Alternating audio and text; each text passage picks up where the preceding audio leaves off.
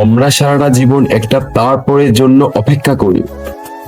পরীক্ষাটা শেষ হলে তারপর শান্তি, চাকরিটা পেলে তারপর জীবন শুরু, একটু গুছিয়ে নিলে তারপর নিজেকে সময় দিব, সব ঠিকঠাক হলে তারপর সুখী হব।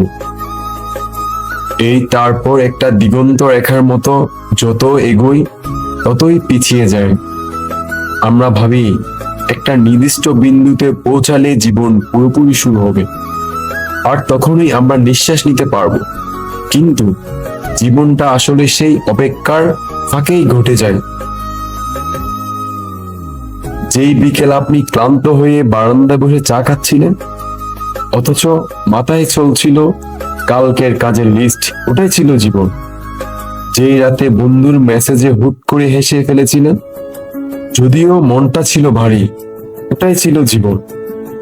যে মুহূর্তে কেউ কিছু না বলেও পাশে বসেছিল, ওটাও ছিল জীবন। আমরা ভাবি জীবনের বড় দৃশ্যগুলো সাফল্য অর্জন, নিশ্চিত ওসবই আসল। অথচ আমাদের অস্তিত্বের সবচেয়ে সত্যি অংশটা লুকিয়ে থাকে ছোট ছোট অসম্পূর্ণ মুহূর্তে, যেগুলোকে আমরা তারপরের জন্য সরিয়ে রাখি।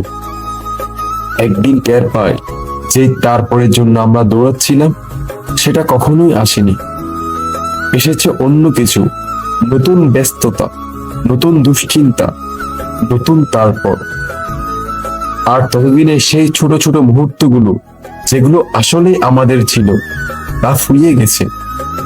জীবনটা কোনো গন্তব্য নয় যেখানে পৌঁছালে শুরু হবে, এটা সেই পথ যেটার উপর দিয়ে হাঁটতে হাঁটতে আমরা ভাবি আর একটু পরেই শুরু করব।